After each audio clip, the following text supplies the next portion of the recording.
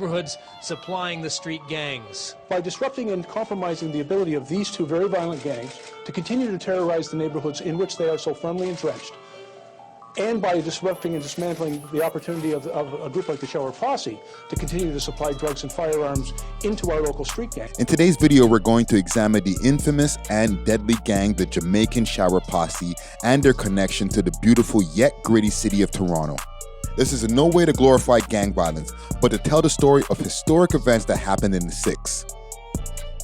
The Jamaican Shower Posse was founded in Jamaica in 1970 by Lester Lloyd Coke, aka Jim Brown, alongside Vivian Blake after the Triboli Garden strong-arm Claudius Massop died in the late 1970s. Claudius had been Coke's mentor, and his death left Coke as the leader of the Phoenix Gang, which later became the Shower Posse.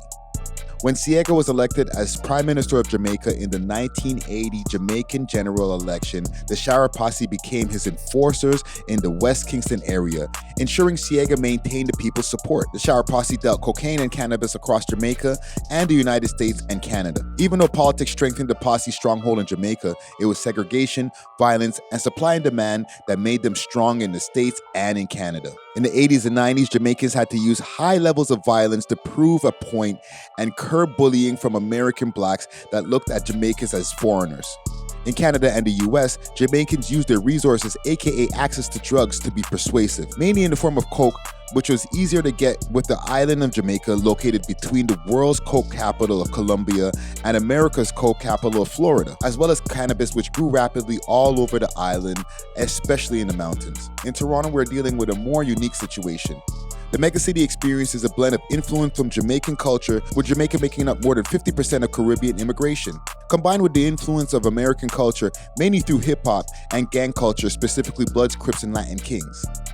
Gangs like the Five Star Generals, Falstaff Crips, the Dixon Bloods were all supplied weapons from the Shower Posse. Also, Jamaican Shower Posse crews started popping up all over New York, Miami, New Jersey, Pennsylvania, Toronto, and Montreal, spawning gangs like the Versace Crew, the Jamaican Posse, and more. The difference between the Shower Posse and a lot of other North American gangs was the level of violence that the posse was willing to take it to. They would shower their targets with excessive amounts of bullets, leaving their victims riddled. This is also how they got the name. The Shower Posse would contract assassins from Jamaica to do their dirty work, as well as work for other gangs. The assassins would leave extremely bloody examples, then jump back on a flight back to Jamaica. Some of them would remain in the countries that they were contracted to as illegal aliens, moving around under the radar of their respective states and provinces. In addition, Shower Posse members didn't necessarily look or behave like the less powerful gangs they did business with. They were very sophisticated, they didn't wear gang colors or flex rags, they didn't even wear do-rags. A real Shower Posse member would wear expensive designer clothing, many times representing a more business casual look that a legitimate businessman would present. According to a Toronto Star article, in the 1980s and 90s saw the Shower Posse and other Jamaican-based gangs waging a violent turf war in several countries. Over 1,000 US deaths were linked to these gangs. In 1992, Lester Coke, aka Jim Brown, passed away in prison. He was killed in a mysterious prison murder that was never solved, while awaiting extradition to the US.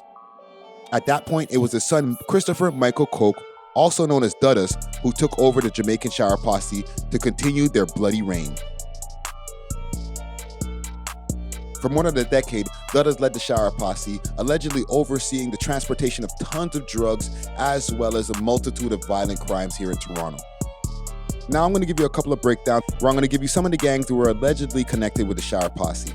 Now first we have the Falstaff Crips. The South Side Falstaff Crips are a territorial street gang whose roots can be traced back to 20, 30, and 40 Falstaff Avenue, three subsiding high-rise buildings owned by the TCHC situated by Jane Street and Falstaff Avenue, just south of Wilson Avenue in the Downsview section of Toronto, Ontario, Canada. Believed to have been founded in the mid-90s, authorities claim active members of this gang trafficked cocaine, marijuana at street levels with a high tendency for violence. Members have been known to sport brown, along with the traditional blue or gray bandanas or articles of clothing as a representation the collective crew known as Brown Bricks, which is also the moniker used in references to the high-rises. The Falstaff Crips gained many enemies since their conceptions, with the most heated and long-standing rivalry being with the Chalk Farm Bloods, whose territory is based just north of Wilson Avenue. Other rivals include Southside Connection Bloods, the Lane Crew, 5 Points Generals, the Doomstown Rexdale Crips, Stovetop Rexdale Crips, and the Old Block Rexdale Crips.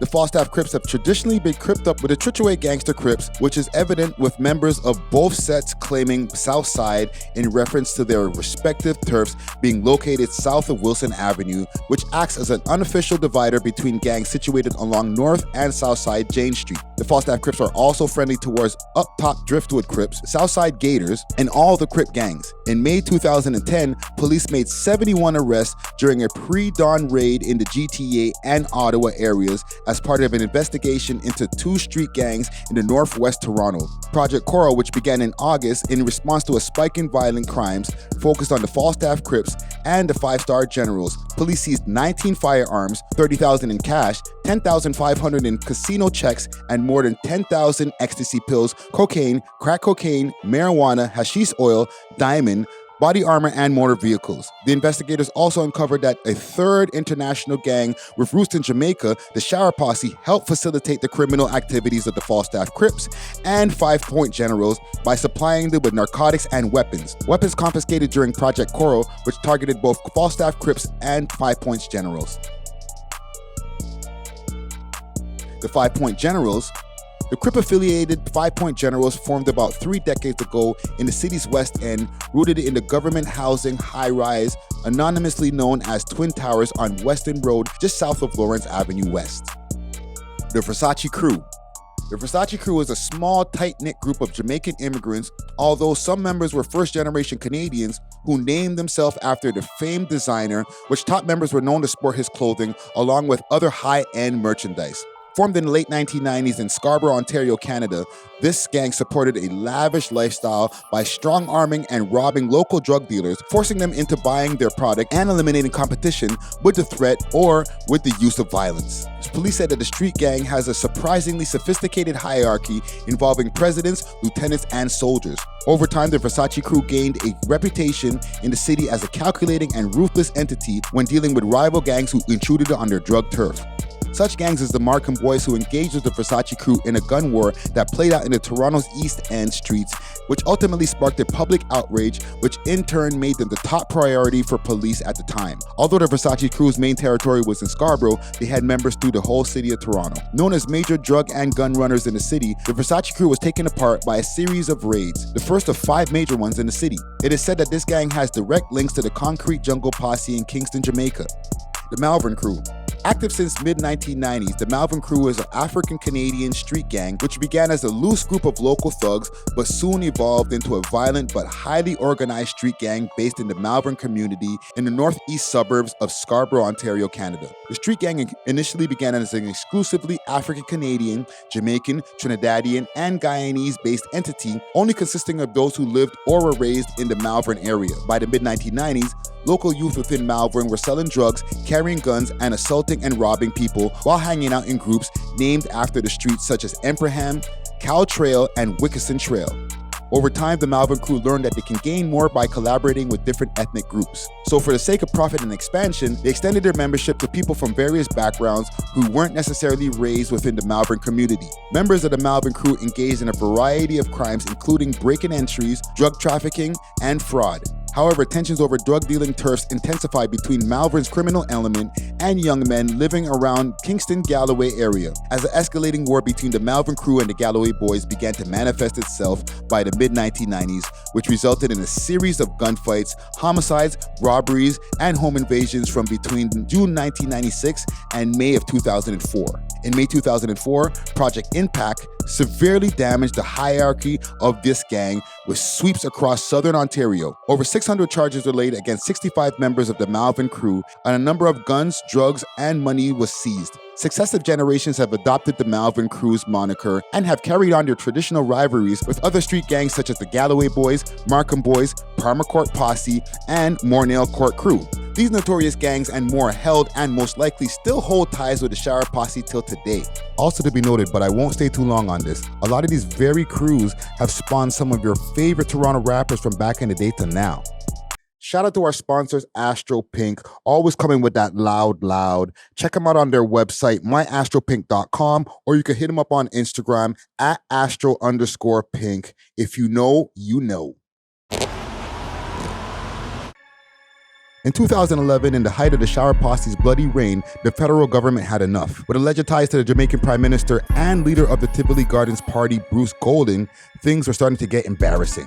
Coke was loved by the Tivoli Garden garrison/neighborhood. The Jamaican government turned a blind eye while the posse literally committed and made killings off their drug trafficking and extortion operation.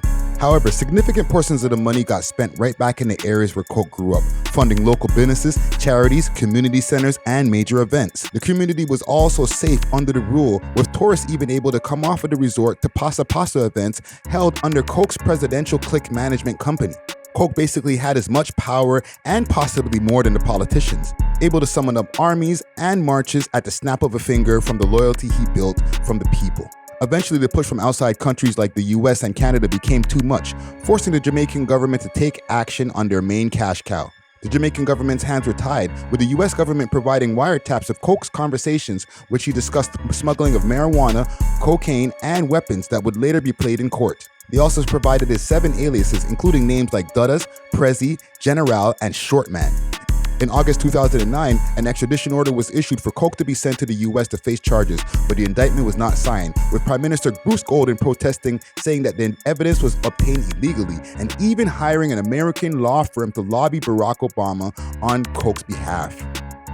But after surmounting pressure facing corruption claims, on May 18, 2010, an extradition request was ordered and things went extremely left. Within hours of the request, barricades was built around the downtown Kingston neighborhood. Police stations were bombed, barricades strapped with explosives killed soldiers and police who tried to trespass, leading to over 70 police officers losing their lives in the process. The whole country was under siege for the arrest of one man. By Labor Day, the Prime Minister issued a state of emergency, leaving locals trapped in their own homes. Residents claimed that armed forces initiated a shoot-to-kill policy, shooting innocent people who may have just been on the streets. Over 70 civilians were killed and eventually asked to leave their homes for searches. All residents were considered suspects, and some of them were even being killed. As the force intensified, there was rumors that Coke left the island. The shooting went on for 8 days, and the rumored 70 civilians was more like 140 when the smoke cleared. It is said that the siege for Coke's arrest showed a total disregard for human life for the civilians in Jamaica. Members of his family were arrested and businesses and assets seized in the process till finally Coke decided the race was over. He was actually still on the island, on the way to turn himself into the US Embassy when he was pulled over at a checkpoint. At the time, he was accompanied by a church pastor to ensure his safety because he was sure that the government would try to execute him alone. In closing, an article from The Guardian states, Coke reached a deal a week after a judge ruled the tapes of bugged phone conversations in which he discussed smuggling marijuana, cocaine, and weapons would be played in court. He would also have faced several witnesses who prosecutors said would testify that Coke ran a small and violent army known as the Shower Posse because of his tactics of showering its enemies with bullets to control the smuggling of drugs through Jamaica. Prosecutors said that they would produce evidence that Coke personally killed several people, including cutting up a man with a chainsaw. Whoa.